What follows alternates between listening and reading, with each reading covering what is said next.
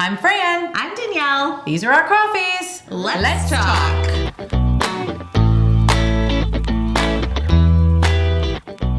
Your appraisal came in low. What do you do?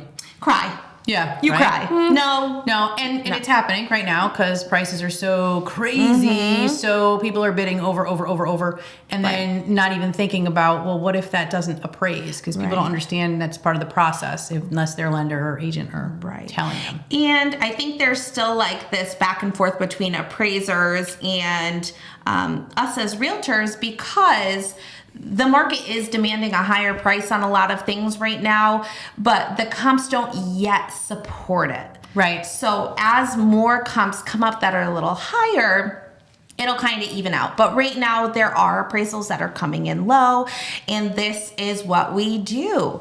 So first, they come in and we review the appraisal. We're going to take a look at it. Right. What kind of appraisal was it? I was going to say, did you touch on what type of appraisal? Because depending on your loan, there's going to be different types. You touched on that, yeah. Was I not paying attention? No, we didn't touch on it. Oh, we're touching on it now. Okay, I'm like, wait, where was I? This is what happens when we do a speed round. We don't listen. It's too much coffee and we accelerate. Anyway, so there's different types of appraisal. If you have an FHA loan, when that appraiser comes out, they are going through the property with the fine-tooth comb. Yes. They are like picking up all the rocks and looking under them.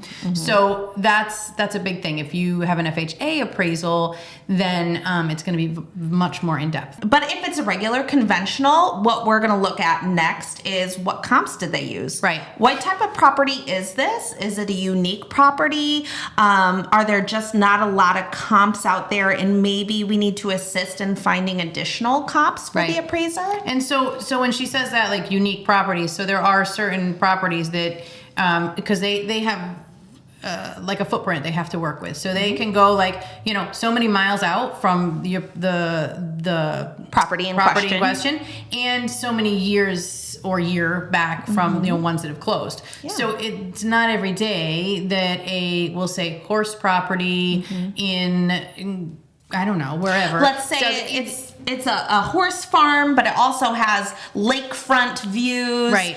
There's not going to be a lot of comps to help support a value there. Right. So they're allowed to go outside of that parameter and kind of expand on it like that.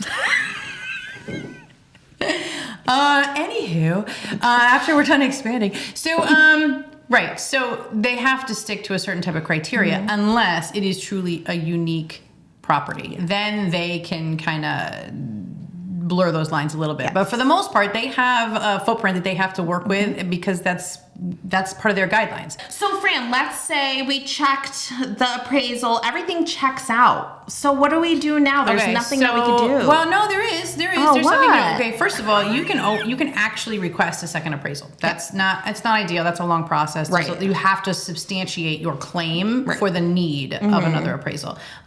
You don't want to really go down that road, but there are other things you can do. So this is where we talk about negotiation. This is a part where you would renegotiate the purchase price, right? But bring it down to what the bank is saying that it's worth. I mean, it's not necessarily ideal, but you could do that. I have split that gap in the past where they reduce the purchase price. The seller says, okay, we'll give you a little bit off. And my buyer has said, okay, I'll cover a little bit out of pocket, and you meet in the middle. You could just back out. Yeah. You could Can back you out. always back out though? Yeah, as long as you, okay, so here's the thing. Yeah. We're going to go back up into our notes. Do you have an appraisal rider? Okay. Now, this is something that gets done at the time of your initial offer. It's a rider that gets attached to your offer so that the seller knows that you are going to be getting a proper appraisal. You're going to have to go through the mortgage process. And really, if your realtor thinks that there might be a question of value, you absolutely should be doing one. Yeah, that's a way to protect yourself. Yeah, you're protecting. Your agent is, don't ever say, well, I wouldn't understand why we would need that. If your agent is telling you should do that, they're doing it for a reason because they are trying to protect you as the buyer. Because here's what happens. If you don't have that rider and your appraisal comes in really low, you technically per contract are responsible for that gap. So if they haven't filled out that appraisal rider and you have offered $350 for the house, you're under contract, it appraises at $300, you really are on the hook for that $50,000. That's a lot of money. And that's happening a lot right now. Right. So, again, trust your realtor. If they're saying that you should get that appraisal rider signed, go ahead and do that.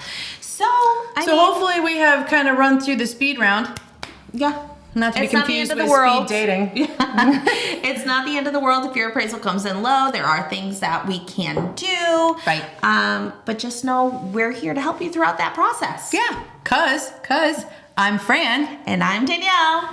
These are our coffees, and See you we're next time. here to help. But until then, see you next time. Bye, guys.